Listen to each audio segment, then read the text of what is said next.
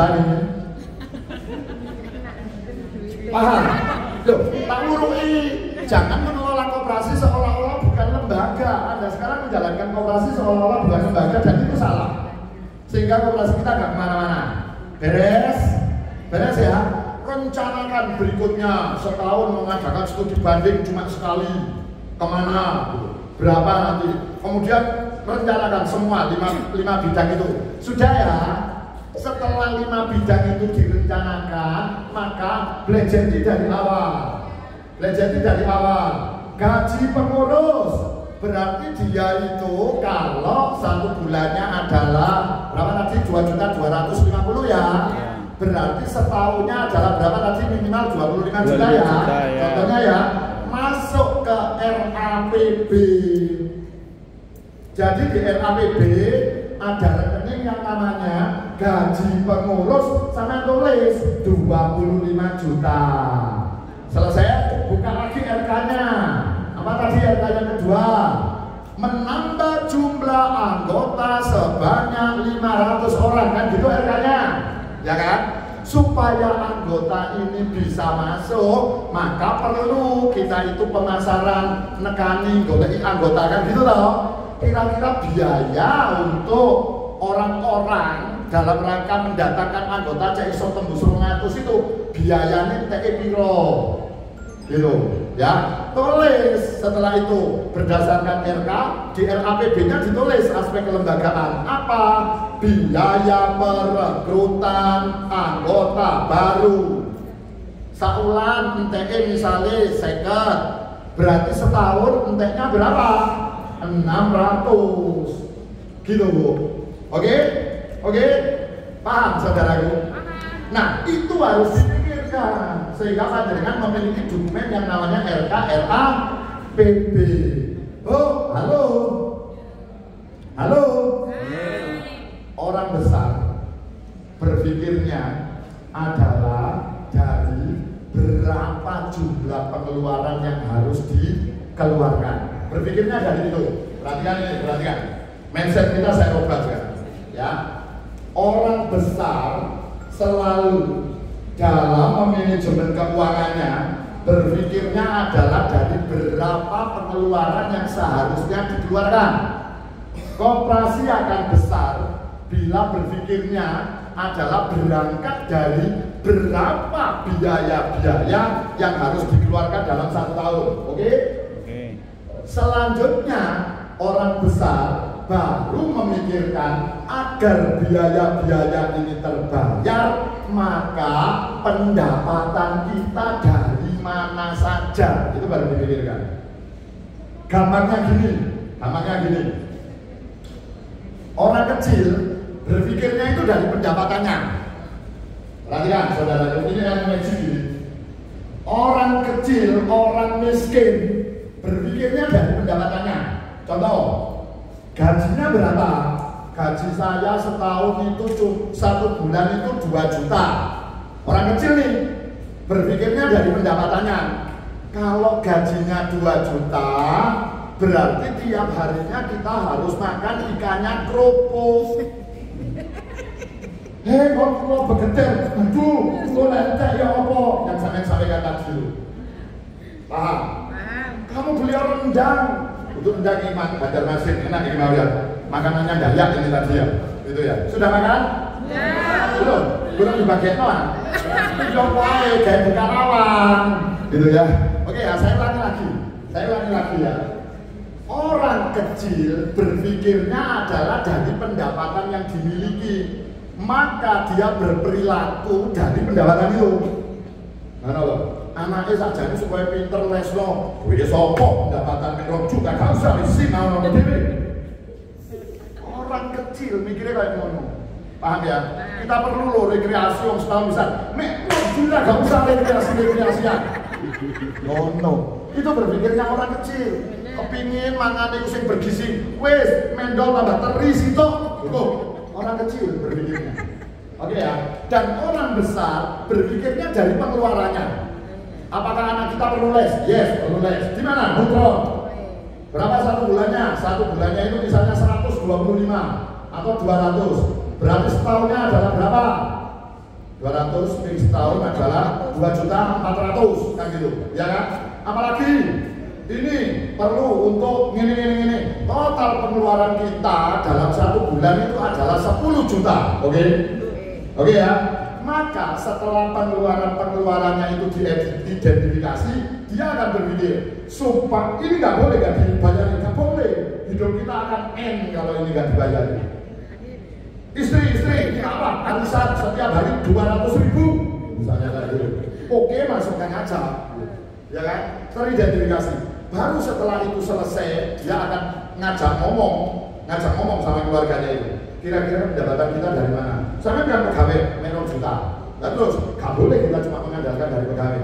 Buka laundry kontribusinya berapa? 1 bulan 5 juta, kurang. Yang lu mau dodol sebogoreng, dan lain sebagainya.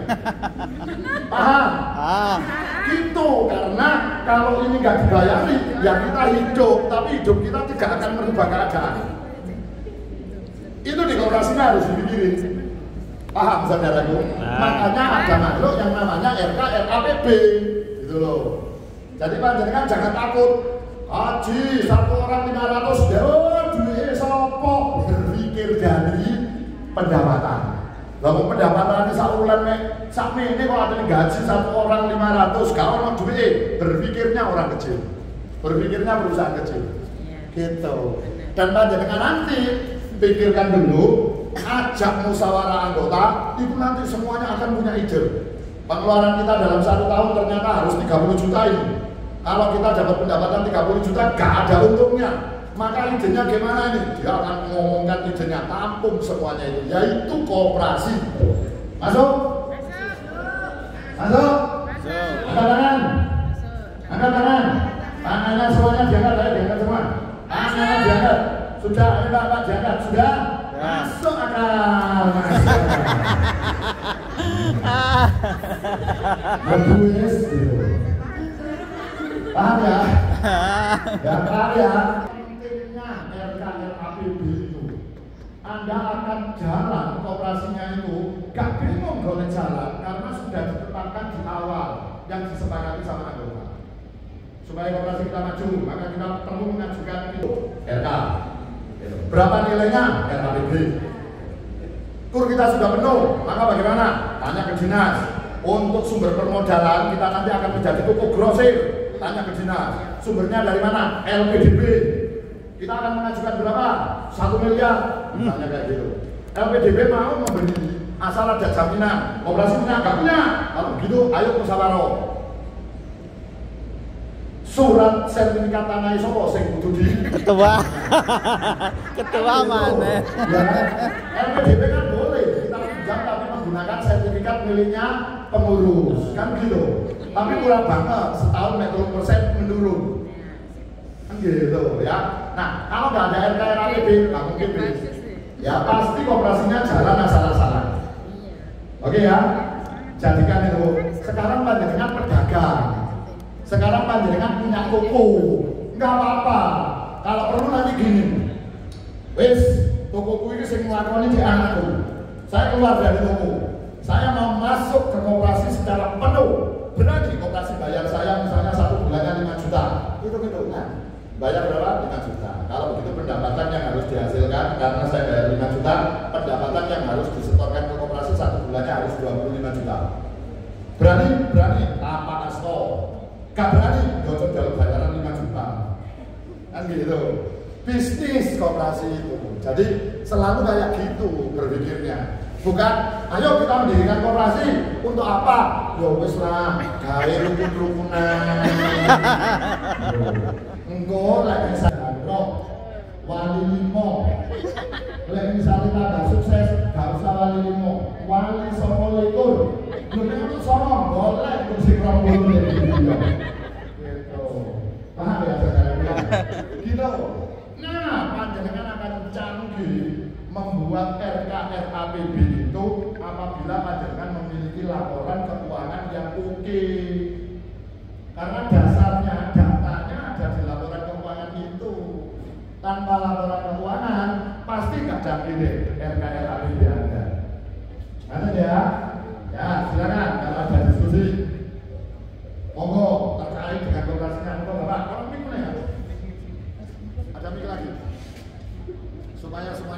memikirkan Pak. Bapak Mas, yang mana Bapak Mas? Gak di foto ah, gak di komen. Lo bukan beri bakal ini. Assalamualaikum warahmatullahi wabarakatuh. Sebelumnya minta informasi di Kurang Koi. Kebetulan masih dalam suasana lebaran. Saya langsung kebetulan kita pernah bertemu Pak Irfan 30 salaman tadi mudah-mudahan kesalahan kita secara pribadi bisa diampuni. Ini memang motivasi yang sangat bagus dan bagus sekali. Tadi disampaikan bahwa kita ini ibaratnya itu pembean, memang pembean. Seandainya ini itu sudah diikuti itu, insya Allah tahun ketiga itu sudah berjalan. Saudara, rencana kerja itu seperti apa? Karena itu begitu berdiri di coleng, mencegat diri itu susah. Ternyata regulasi saja kita dapat. Dan termasuk tadi peraturan Menteri Koperasi nomor 12 ini dalam rangka sosialisasi. Mohon maaf, seharusnya Dinas Koperasi itu membagi buku itu gratis untuk sosialisasi. Operasi itu peraturan Menteri itu, nah seperti itu. Terus yang kedua penyusunan rencana ini memang betul lanjutan karena di laporan keuangan dilanjutkan dan rencana kerja ini berarti memang lanjutan memang betul dan kita ikuti itu. Nah, sampai detik ini saya belum pernah menerima panduan untuk menentukan persentase pembagian S1 itu bagaimana. Sehingga kalau mau bagi juga tak boleh saya ngawur nanti salah lagi. Memang harus dirapatkan di anggota. Cuma kan kita punya panduan dulu. Itu baru diajukan ke anggota S1 ini kanggo pengurus ini, sosial ini. Seperti itu. Kalau nanti ini melahirkan itu, saya lebih lengkap lagi. Berarti saya hadir di sini meskipun dengan ongkos pribadi, saya tidak merasa rugi. Ibaratnya saya sekolah, begitu Pak. Jadi tentang studi kasus tadi disampaikan, mohon untuk bukan kita. Maksudnya pengurus ini ketua apa pengurus ini tiga-tiganya? Jadi kan harus dipanggil. Maksudnya pengurus ini ketua, apa pengurus ini ketua, sekretaris dan bendahara. Kalau ini tiga-tiganya ini pengurus, sebenarnya harus bersinergi kan begitu. Studi kasus di kita adalah begini. Memang tadinya belum ada regulasi, peraturan dan sebagainya belum ada. Jadi ketika ada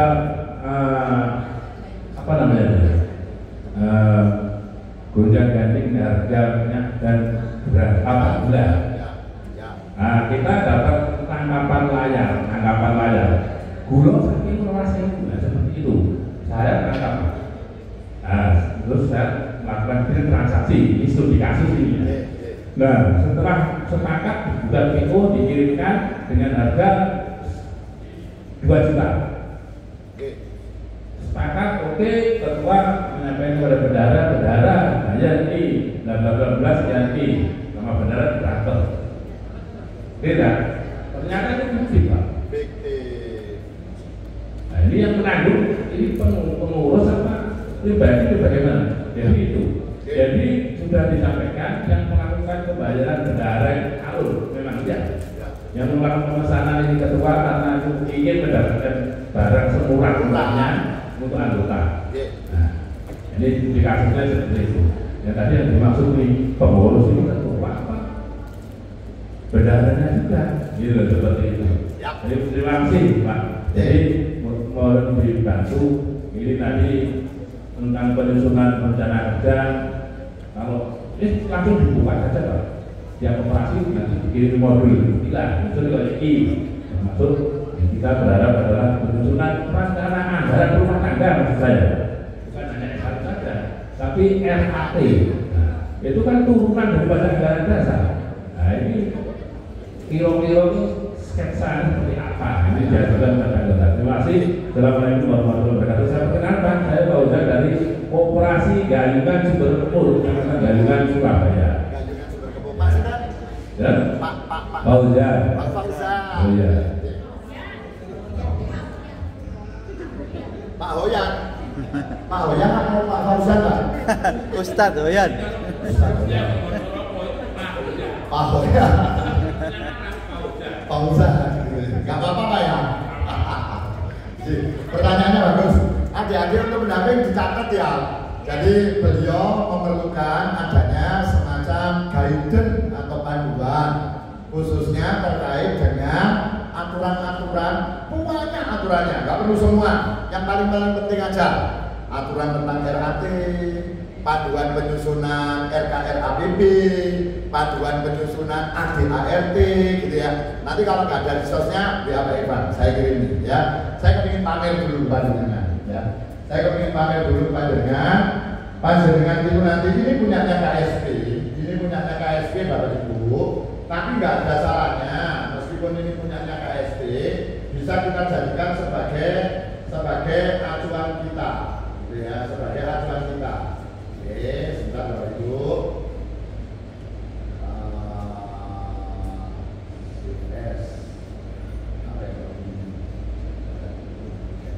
Sebentar Bapak Ibu.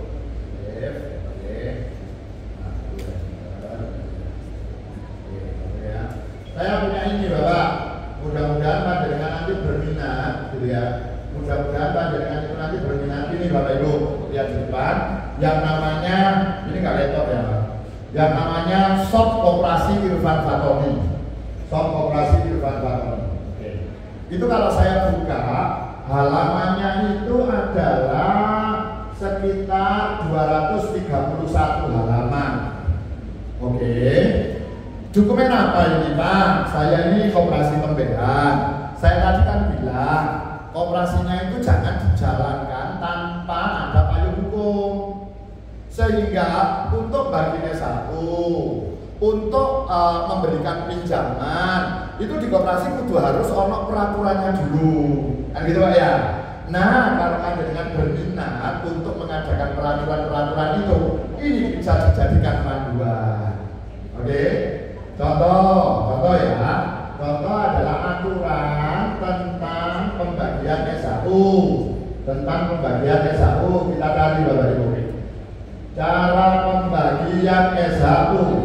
Cara pembagian S1 itu halaman berapa ya? Oke. Cara pembagian S1. Halamannya adalah halaman 19. Gitu. Cara baginya satu itu gimana sih? Buka peraturan ini halaman 19 sehingga panjenengan memiliki semacam tuntunan. Kata ya Pak ya, begitu ya. Bapak Ibu gitu ya. Kemudian yang berikutnya ya, pokoknya kita harus komunikasi. Sekarang kita ketemu, kalau ada sesuatu yang memang panjenengan perlu konsultasian, nomor saya sudah ada di materi. Tulis saja sekarang 081. Pokoknya panjenengan harus janji menjadi koperasi gede. Nggak boleh koperasi yang selamanya kayak gini. Kami adik-adik pendamping dinas dan saya siap untuk mengkawal Anda. Gitu. Kita sifatnya cuma membina kita itu. Pak, gak ngerti corona ini. Kasih caranya, yang lakoni adalah jenengan. Gitu ya. Tapi itu tadi operasinya harus dibawa menjadi lebih maju. 081 33 474 1341. Enggak Pak Fauzan. Kalau misalnya nanti Pak saya mau bangun apa? Saya mau bangun peraturan tentang ini. Saya minta panduannya ada. Ya. Yang berikutnya Bapak Ibu. Ya Bapak Ibu. Koperasi ini berbeda dengan toko Anda.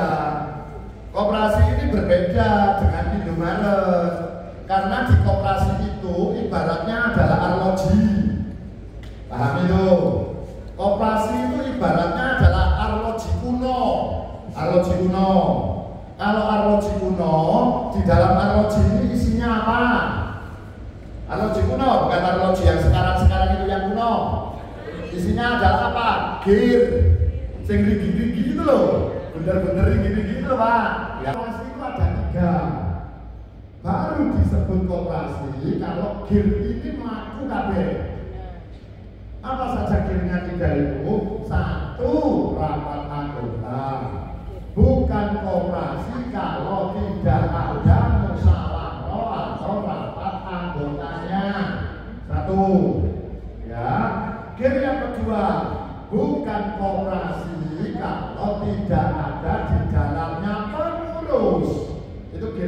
kedua, rapat anggota memerintahkan pengurus untuk menjalankan operasional operasi selama 1 tahun sesuai yang ditulis di dalam RKRAPB.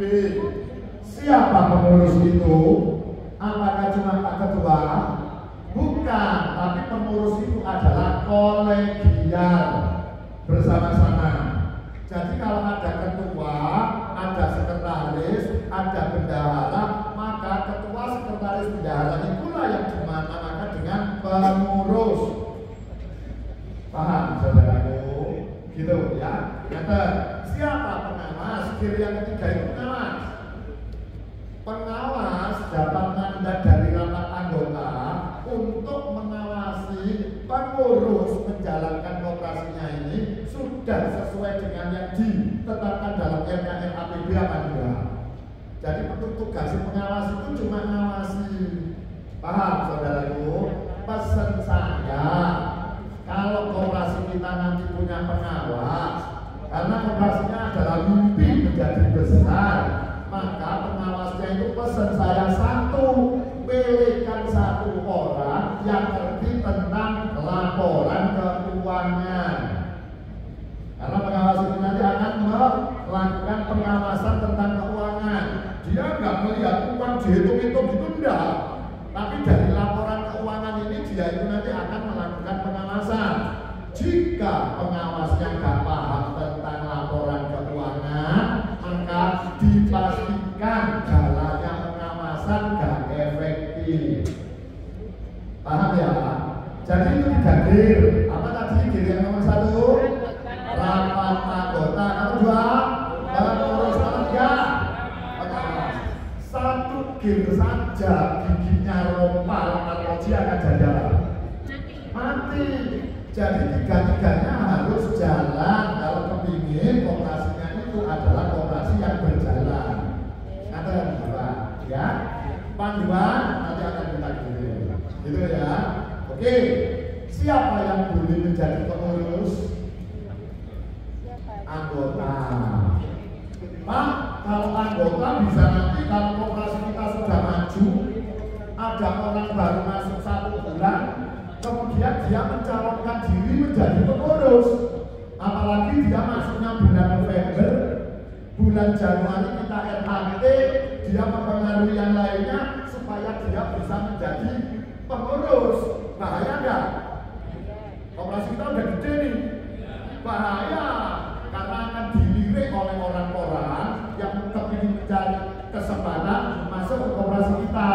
Sehingga supaya itu tidak terjadi, koperasi harus memiliki apa? Aturan, regulasi. Regulasi tentang apa? Pemilihan dan pengangkatan pengurus. Di sana ada syarat-syarat. Syarat menjadi anggota selama 4 tahun. 2, apa bikin syaratnya itu, Bapak Ibu. Gitu. Jelas ya? Kalau nggak ada aturan nih, sama di koperasi kita yang pembiayaan ini. Sopo pengurusnya sampean aja, mau wis tak sampean aja. Iya, benar. Sampai kuat, kabeh percaya sampean. Kak oleh kaya ngono kok payung hukumnya. Nah, mau membuat aturan tentang pengurus, buka dokumen saya ini. Silakan panjenengan buka, di sini nanti akan ada bagaimana cara membuat peraturan tentang pengurus dan pengawas. Komplit ini dokumen. Gitu. Iya.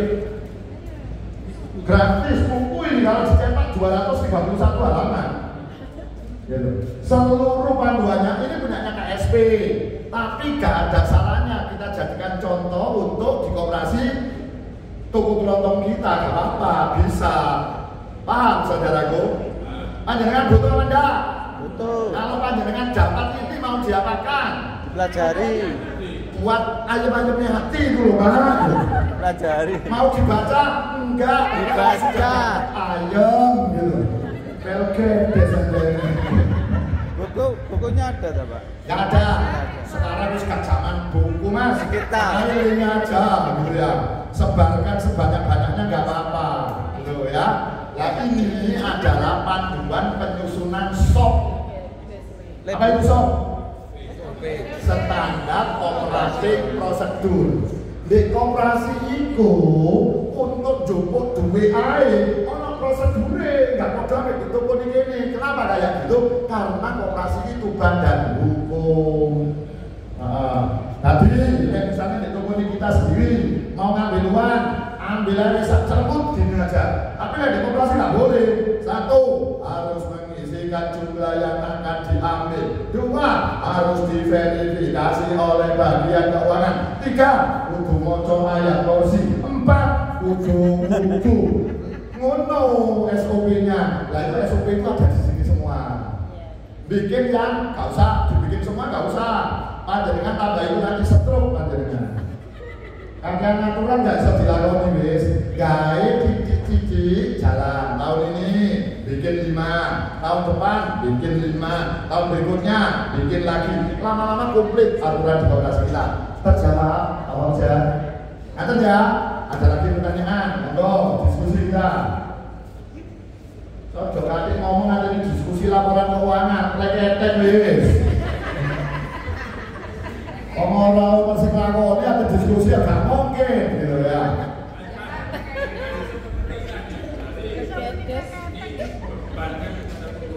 Apa tuh? Ya. Yang kalau terjadi kerugian, fiktif ya. Berarti kan Bapak Ibu, ini terjadi Bapak Ibu ya. Jadi pengurus, karena pengurus itu kepingin yogeno operasinya sampai dia itu mencari terobosan-terobosan. Kulaan sing paling murah, begitu ditawari barang murah, maka dia kulaan. Lalu kemudian di RK ada di RK-nya, dia kan harus pengadaan barang dagangan. RK-nya ada, waktu menjalankan RK, pengurusnya ternyata ditipu orang. Setelah transfer uang, barangnya nggak kirim, kan gitu, ya kan? Kira-kira kalau terjadi kerugian yang seperti itu, maka kerugiannya yang nanggung adalah pengurus atau operasi? Operasi. Selama pengurus waktu mengadakan kulaan barangnya itu sesuai dengan payung hukum, ono SOP untuk pengadaan barang, gitu. Jika ada SOP yang dilanggar, ternyata Bapak tidak melakukan konfirmasi dan lain sebagainya, itu lewat semua, maka itu namanya kelalaian, kudu ditanggung dewi. Karena kalau nggak diatur koyo kuno, maka anggota nggak percaya sama kita. Kok sampai ngomong-ngomong fiktif, bahkan aslinya sampai saja kerja sama, bisa fiktif itu ya. Jadi harus ada aturan hukumnya. Paham Bapak Ibu? Ada seorang bendahara mau penggajian karyawan dan pengurus koperasi, ngambil uang di bank, yang diambil cukup signifikan, sekitar 250 juta. Dibawa pulang uang itu, setelah dibawa pulang disimpan. Setelah disimpan kemudian dia melaksanakan aktivitasnya, karena koperasinya tutup hari Sabtu dan Minggu, maka hari Senin mau dibawa ke koperasi, uang itu hilang. Uang itu hilang, ini kasus di Madiun. Operasinya gede, gitu ya. Uang itu hilang. Ternyata sudah ada pelaporan polisi dan diyakini bahwa bendahara ini adalah orang yang jujurnya minta ampun, gak pernah ada cacat dalam hidupnya, gitu. Amanah, jujur dan lain sebagainya. Tapi memang betul-betul bencana ini, gitu, ya kan? Setelah dilaporkan ke polisi, polisi melakukan penyidikan, olah TKP, ternyata nggak ada indikasi bendahara dan keluarganya yang melakukan kecurangan. Memang ini adalah kemalingan. Dibuktikan dengan apa? Pintu belakang dicongkel dan lain sebagainya. Polisi menyatakan gitu. Kira-kira sing nanggung 250 juta ini pengurus khususnya bendahara atau ditanggung koperasi? Kira-kira. Balik lagi ke SOP-nya, ternyata diputuskan Ciami, Pak. Bagus sekali. Keputusannya seperti apa? Memang ini bukan salahnya pengurus. Ini namanya adalah musibah. Gak ada yang mau musibah. Setelah dilakukan tes psikiater, dia nggak bohong. Polisi menyatakan bahwa gak ada ditemukan dugaan dia atau keluarganya yang mencuri. memang nyata-nyata ini pencurian. Akhirnya diputuskan untuk kerugian 250 juta itu si bendahara harus nanggung 10%, 90% ditanggung koperasi. Ngapain harus nanggung? Wong dia sudah benar untuk memberikan efek jerah supaya ke depan hati-hati. Bagus itu. Jadi waktu diputuskan seperti itu, Masya Allah bagus banget gitu cara mengambil keputusannya. Bendahara, Anda kira-kira keberatan nggak harus mengembalikan 25 juta? Ya saya nanti akan dibantu dengan teman-teman kolega yaitu para pengurus yang lainnya.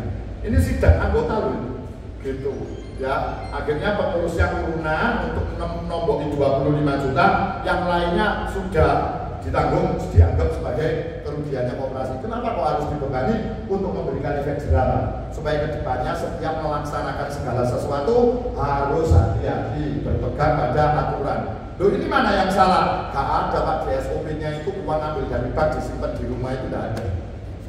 Bahkan SOP-nya itu mengatakan di koperasi tidak boleh nyimpen duit. Duit yang ada di koperasi harus disetor saat itu juga ke bank. Sehingga apa? Gak ada peluang koperasi kehilangan uang, gitu. Itu namanya apa? Pengendalian internal, pengendalian dari dalam ya SOP itu, gitu. Ya kan? Lah kalau misalnya duitnya harus di bank semua, gak lebih kalau kita jangan sekarang tuh untuk bayar QRIS, untuk bayar transfer sudah gak seperti dulu lagi. Kalau misalnya ada uang yang di koperasi, potensi itu nanti terjadinya fraud, gitu. Kita belum ke sana kita, gitu ya. Kita belum, tapi kita sudah mulai mendapat pemahaman ini ketika dulu koperasi. Ada Bapak Ibu, oke? Mic-nya.